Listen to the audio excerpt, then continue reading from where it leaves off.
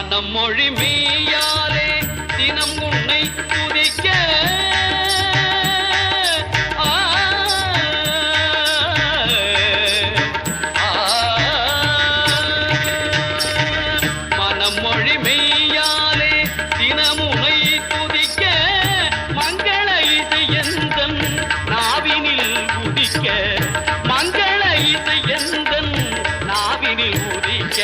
கணபதியே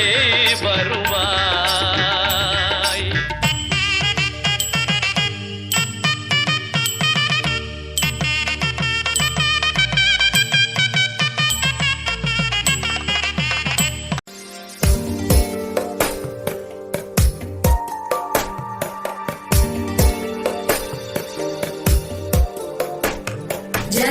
जगज्जालपालं गजत्कण्ठमालं शरच्चन्द्रबालं महादैत्यकालं नभो नीलकायं दुरावारमायं सुपद्मासहायं भजेऽहं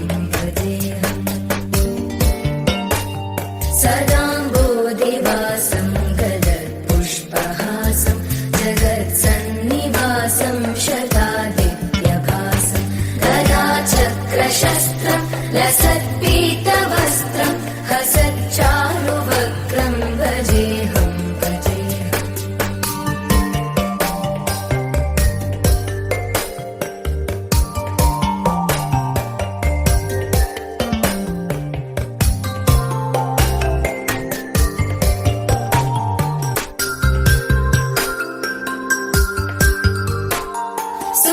सुरालीबलिष्ठं त्रिलोकीवरिष्ठं गुरूणां गरिष्ठं स्वरूपैकनिष्ठं सदा युद्धधीरं महावीरधीरं भवाम्बोधिधीरं भजेऽहं रमावामभागं तलानग्ननागं कृताधीनयागं गदारागरागं मुनीन्द्रैः सुगीतं सुरैः सम्परीतं गुणौघैरतीतं भजेऽहं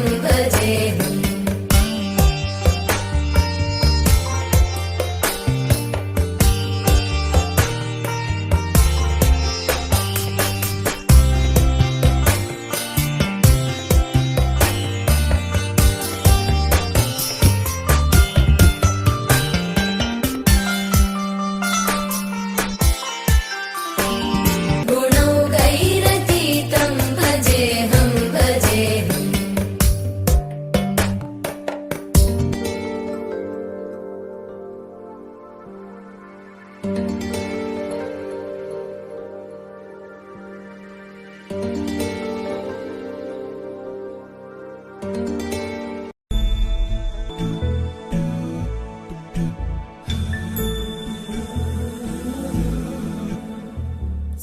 सुमनसवन्दित सुन्दरि माधवि चन्द्र सहोदरि हेममयि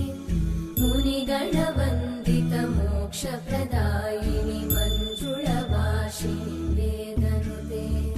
पङ्कजवासिनि देव सुपूजित सद्गुणवर्षिणि शान्तियुते जय जय हे मधुसूदन कामिनि आदिलक्ष्मि जय पालय माम्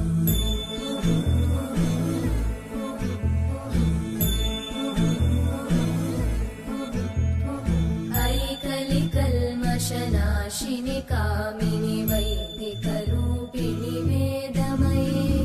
क्षीरसमुद्भव मङ्गलरूपिणि मन्त्रनिवासिनि मन्त्रनुते मङ्गलदायिनि अम्बुजवासिनि देवगणाश्रितपादयुते जय जय हे मधुसूदन कामिनि धान्यलक्ष्मि जय पालय माम् जय वरवर्णिनि वैष्णवि भार्गवि मन्त्रस्वरूपिणि मन्त्रमये सुरगणपूजित शीघ्रफलप्रद ज्ञानविकासिनि शास्त्रनुते भवभयहारिणि पापविमोचनि साधु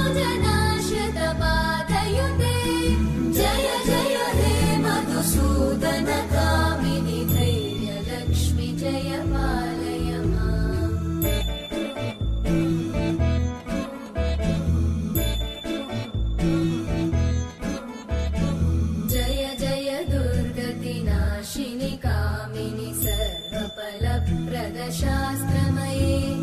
रतगजतुरगपदादिसमानुत परिजनमण्डितलोकनुते